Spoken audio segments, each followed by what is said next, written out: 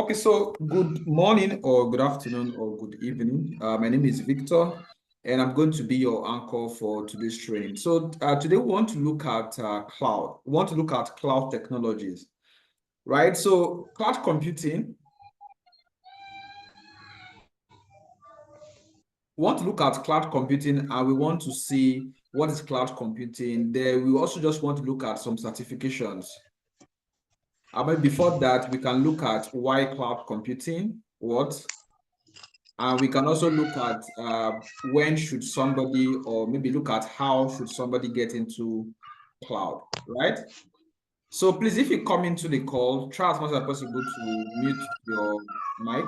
I think maybe subsequent versions or subsequent trainings, if I see that we don't always mute our mics, what I'm going to do is that I will have to stream. I will do a YouTube stream so that we just stream. With that being said, I wouldn't have issues trying to like do room moderations. So even if you have another moderator, we'll have to be muting people and telling people not to like disturb the class. Okay. So we will look at what is cloud computing. We'll look at why. Let's look at some certifications. Let's look at when, and let's look at what, how. So very briefly, now anytime you say cloud, take for instance, let me just explain in layman terms. Anytime you look at, just a second. Anytime you look at computing in general, you always see that if I want to save a file,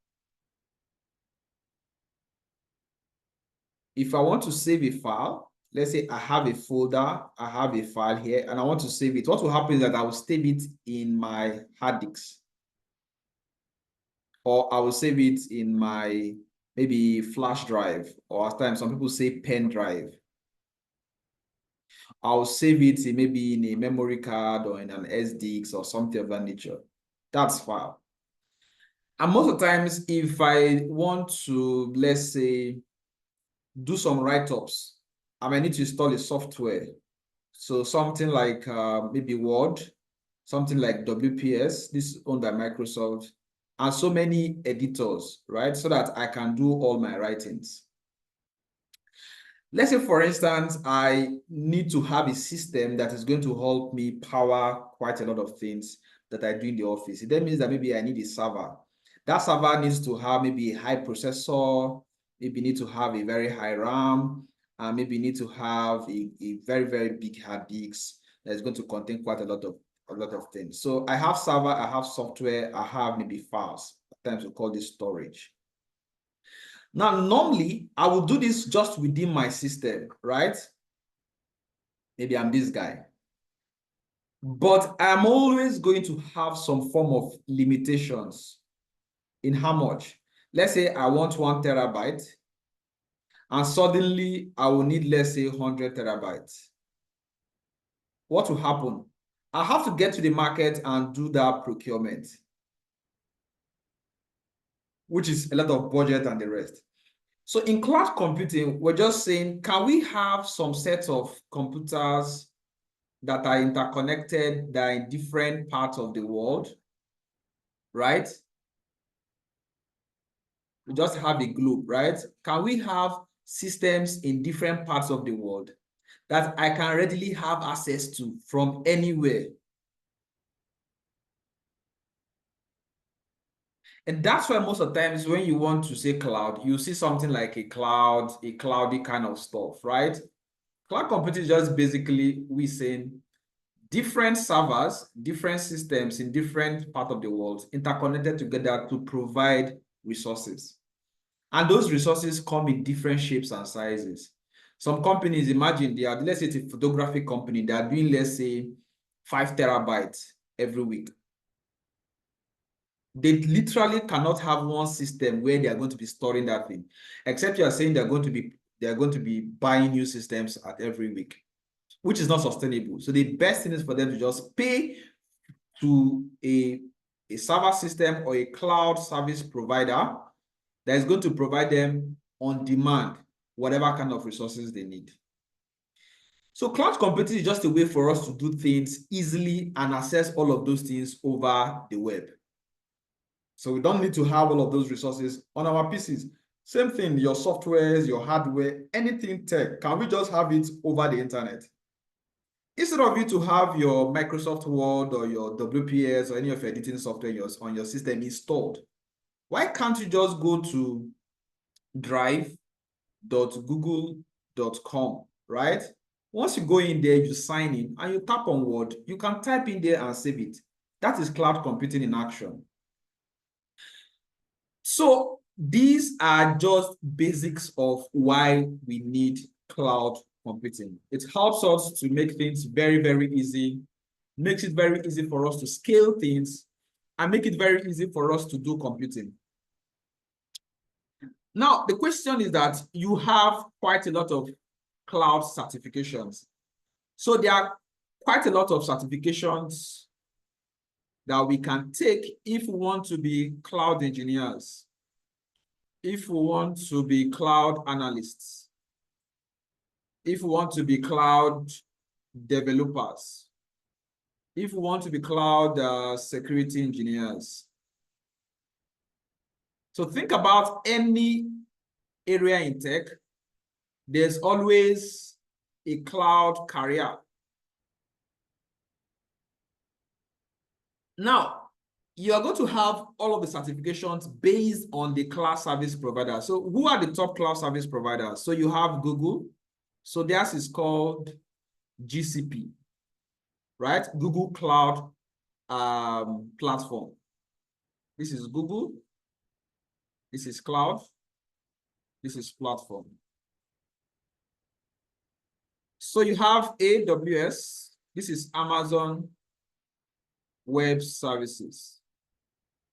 You have Azure, that's owned by what? Microsoft. So these are the top 3 big guys. Of course, you have Alibaba Cloud. You have IBM. You have so many others. But see these 3 guys, they are the big 3. And they all have certifications in different levels with respect to cloud engineers, data developers, security, and all of that.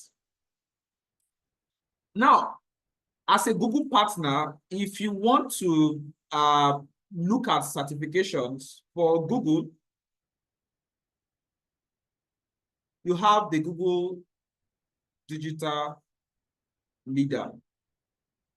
Then, of course, you have the Associate Cloud Engineer.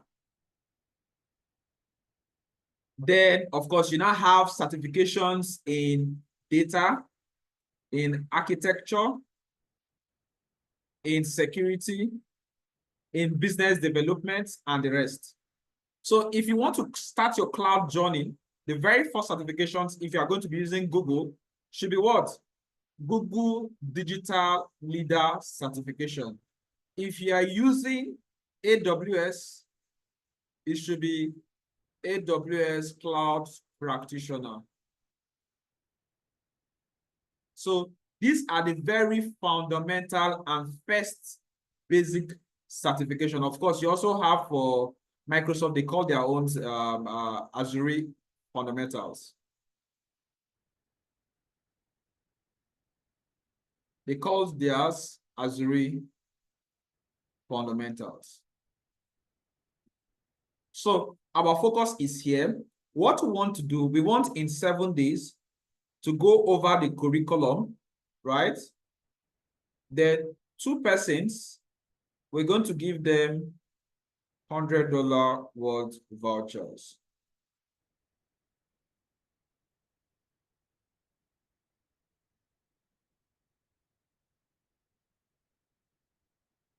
Okay, the floor is open. If you want to ask questions, you can ask questions before we look at the very first screen, discussing about the Cloud Digital Leader. So you can just raise up your hand or you can just use the chat and let us run through that for like 3 minutes. Okay, Ojinere Cage. Did I get that very well? You can go on. Yeah. Okay, so if you're sorry, thank you very much first. Then if you're interested in security aspect of the Google, Yeah, does this class help in any way? sure. Now, the thing is that you could go into cloud without any background, but that depends on your route. So if you want to do, let's say you want to become a security engineer. So this is a professional level certification. So the first one is Cloud Digital Leader, which introduces you to all of the fundamentals about the cloud platform. Then the second is Associate Engineer. After this, you can get to Security Engineer. Each of these certifications, all cloud certifications, don't have any prerequisite. That's to say that anybody can go in from anywhere. But if you don't understand cloud, your very best bet is to go into this, then this, then this. If you already understand cloud or you have some cloud certifications in other vendors, you could just keep to this and this because they all have labs. I mean, hands-on labs, your ability to be able to use the cloud platform. Did I answer you? Yes, but one more question. Yes, go ahead. The security aspect of it, in fact, too, where does the Amazon have the, excuse me, does the Amazon have the security aspect of it? Yes. One, then two, is the cybersecurity the same with the security engineer in Google or either of them? No. Now, yes, it is the same. No, it is not the same. Your first question, whether AWS have, yes, AWS calls theirs the AWS Security Specialty, right? That's what it's called. And it's a professional level certification. So you should have done either the DevOps or the developer or the architect or something. Now, the reason why you should have done this is not that you must. It's just like somebody that, let's say, you didn't go to high school, you just did primary school, elementary school, and you just do your exams and you get into university. Is that possible? Absolutely, yes. Would that be good for you? Only when you start taking courses, that's when you're going to know that. Everything here, or a good number of things here, you have it here. A good number of things you have here, you have them here. A good number of things you have here, you have them here. So trying to go from the fundamentals, it's just a way to make you very, very comfortable.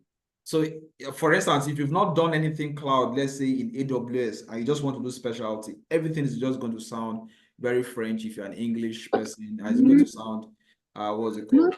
German if you're a French person. So it's always good to either go from the very startup or you go intermediate if you already have experience. Now, all service providers have certifications in several levels. Did that answer you? Let's hear from somebody else, please. Any other question?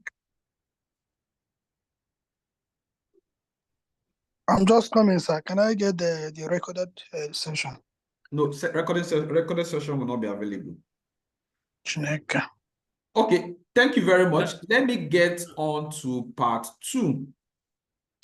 Okay, now I just want to discuss the different few items that I've put up together for the training. Like today is like class 0. This is like class 001. So we're going to have, or 000. So we're going to have class 001 tomorrow. So today is just to make sure that you're very comfortable, you understand what you're trying to do, and you understand what's happening. Now, let me just go over this. So we have Cloud Digital Leader. I will drop this link in the group once we are done with the training. Now, a cloud digital leader in Google is just somebody that can actually articulate the concept of cloud, can propose digital transformation. So the key word there is digital transformation. And anytime you hear the word digital transformation, you're just trying to say people want to go from the norm or from the conventional to start using digital or start using latest technologies, right? So instead of storing all our files in our server physically in the office, can't we do that in the cloud? Data analysts will typically use things like Power BI, what's it called? Use SPSS, use Python, use things like, what's it called again? Excel, all of those kind of tools. You use those things offline. Excel, for instance, have 1 million plus rows in terms of limits. SPSS, same thing. They all have limits. But when you come to cloud, you have limitless capabilities. So there's no limit to how much rows in your data set you have to be. You can do. So as data analysts, we can transition into cloud data analyst.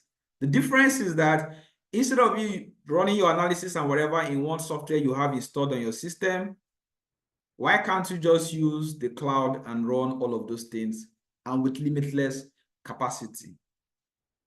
So that transformation is what a Google Cloud digital leader should be able to articulate and propose. So the certification is going to say, okay, we should be able to do that. We should be able to do AI. Now, Gemini, ChatGPT, all of these things.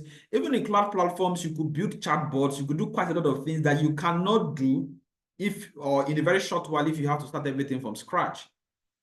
Now, of course, we have modernizing infrastructure and application with Google Cloud. So instead of having infrastructure here, we mean tech, we mean your servers, we mean your what's it called, your PCs, we mean your hardwares, your devices, all of those kind of stuff. Then very, very critical is scaling. Scaling has to do with expanding capacity.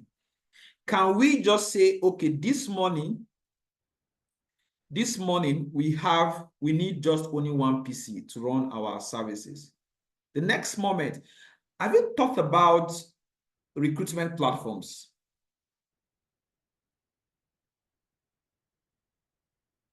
We need people to apply for a job. We have a form that have name, gender, if it's required, your certification, your CV, maybe 1 MB maximum. They'll tell you 1 MB maximum. You know, hosting services for some of us that build websites, they'll tell you, okay, this hosting service is 10 gig space, let's say 20 gigabit bandwidth and the rest. If this is 1 MB, you have 1,000 of this or 1,024 in 1 gig.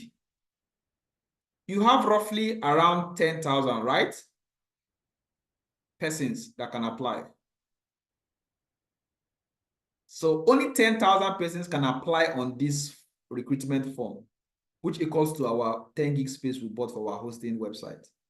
What happens if more people now apply?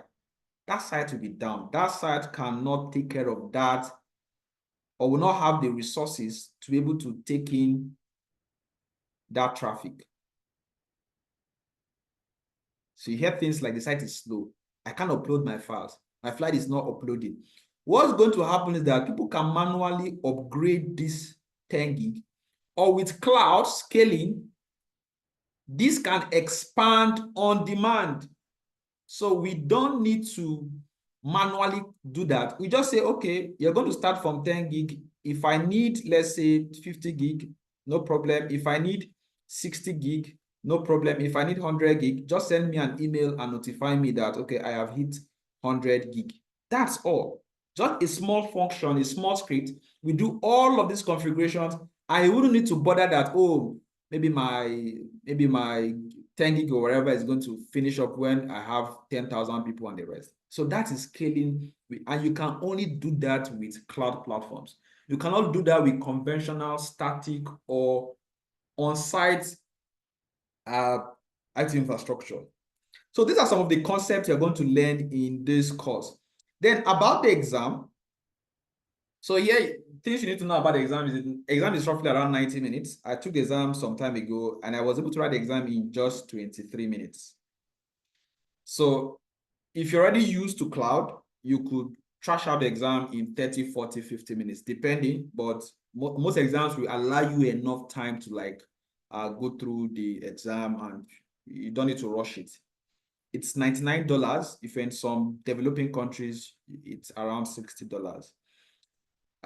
Different, what's it called, languages, 50 questions, and you could write the exam in a person view center or in a web assessor center. I'll talk about that, or you could write it from your home. Prerequisite is none. The exam lasts for 3 years. So if you have the certification, it's going to be for 3 years. I tried pulling out my certification, but I was running out of time. So I'm going to share with us maybe the certification tomorrow. And the question is that what is in the content of the certification? So the very first one is that you have a guide. I will drop this link so that you can go through the content of what we're going to be discussing. Then, which is this, right? So this very first one. So there are around 6 modules in the certification. The very first one is digital transformation with Google Cloud. So you need to understand what is cloud, types of cloud, what is digital transformation, what do we call open standard, how do you describe differences between on-premise and maybe cloud technology, what is business digital transformation, what are the roles actually for a cloud leader? A cloud leader is that guy that is going to understand cloud and can propose cloud to any client or tell the client why he or she needs cloud and advise which kind of cloud resources that person can deploy. We're also going to discuss total cost of ownership, CapEx, OpEx. So anytime you hear the word CapEx and OpEx in cloud, or generally in tech or in business, CapEx, we're trying to say, if I need a server of, let's say, 20 terabytes, 132 gig RAM, and let's say 6 gigahertz of processor. If I need to set this up, I have to make an order for it. I have to pay.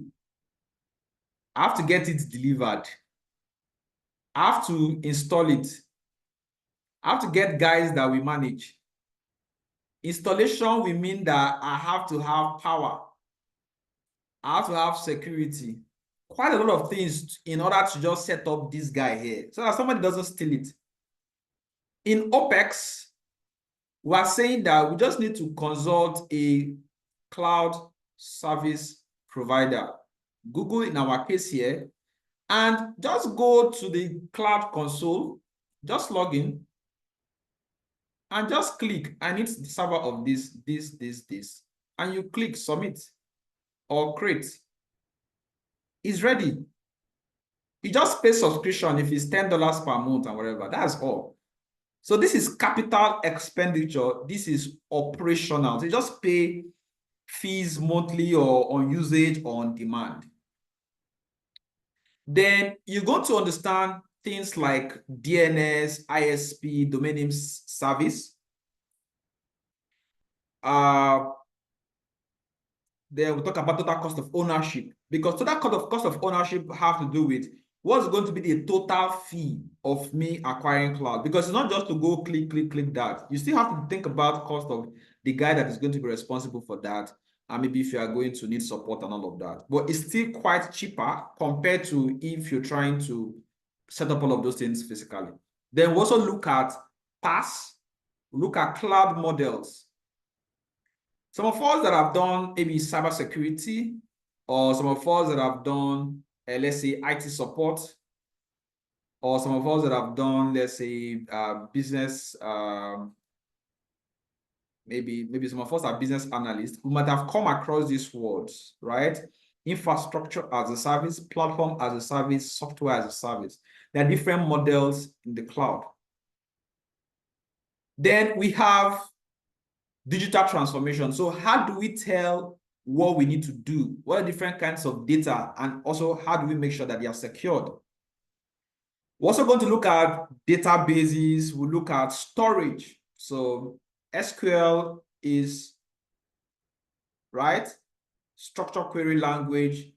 How do we implement database? A database is just simply a sheet, a file that have maybe different tables. Each table will just hold a file. It's just like when you have an Excel workbook, right? This is an Excel workbook. You now have sheet 1, sheet 2, sheet 3. So this sheet 1, sheet 2, sheet 3. So this entire thing is a database. This is table 1. This is table 2. This is table 3. So a database typically just holds data, right? So there are different types of databases. So you have the ones that are relational. That's to say that this table here has something to do with this table. This table has something to do with this table. It's just like I say, our names, our age, and our educational qualification. This table now have our, what's it called? Let's say our name, our height, our gender. This table now have our, let's say, where we live, our occupation, our name. You see that these tables are related to each other by name. So that's why you call it a relational database. Unlike a non-relational database that you can just have different data, different tables, and they're not related in any manner. Of course, you have no SQL. So structured query language is just a way to like interact with the data, to like retrieve data, to create data, to put data into the table and all of that. So fundamentals, you're going to learn about all of those differentiations when it comes to cloud. Then, of course, we're going to learn about analytics in terms of data. We'll talk about the very nice tool called BigQuery. If you're on Google, if you're using YouTube, most of the time you're going to be seeing this advert every time. You want to use BigQuery, the Google BigQuery, data warehouse, this, all of that. So you're going to understand what that means. They're also going to be looking at machine learning. Very, very, very nice and very, very sweet and very, very fun. So we want to learn how Google plays a role in helping us do artificial intelligence. And most of the time, some people don't know how to differentiate between data analytics, data science, machine learning, AI, deep learning. Right? We're going to see how this plays a role in the data pipeline, on how we can actually make sure that with data, we can take decisions. So we're going to differentiate all of that in the course of the training. Then we're also going to look at infrastructures, application, modernization, migration. How do we move data from the on-premise, the old stuff we have, to the new platform, right? Then we're also going to look at security. Security is so crucial. As a security engineer myself, you can't talk about cloud without talking about security. And these days, even there's nothing you can talk about without talking about security, because security is the core of tech. As security engineers, we normally say that CIA, and we say you have a ball. Or let's say you can call this an IT system. Let's say it's a software, is a, let's say a hardware, let's say it's a server room, let's say it's an application, let's say it's a website, let's say it's a mobile app, let's say it's whatever.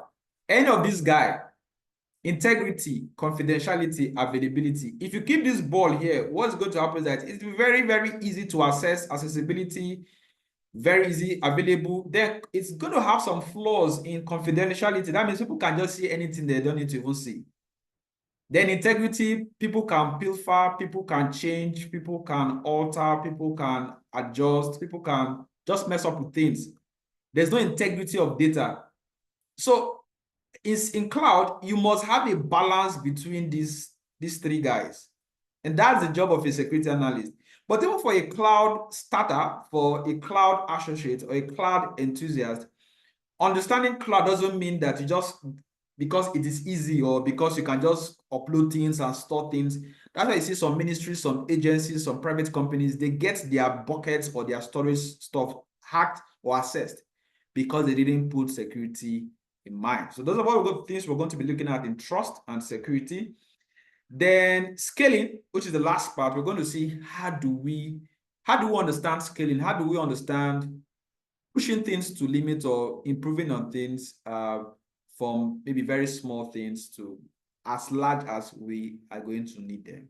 So this is just what we're going to be covering in 6 days. So today is class 001, and we're going to start the class tomorrow. So we're going to be going through this. This is content 1.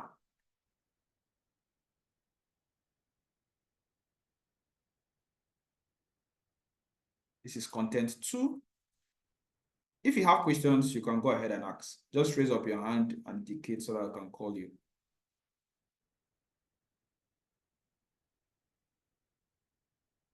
You can raise up your hand so that I can call you.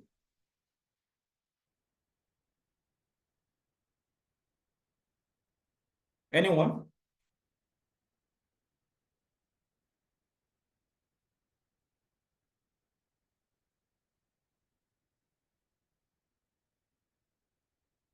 Anyone? 1 minute more.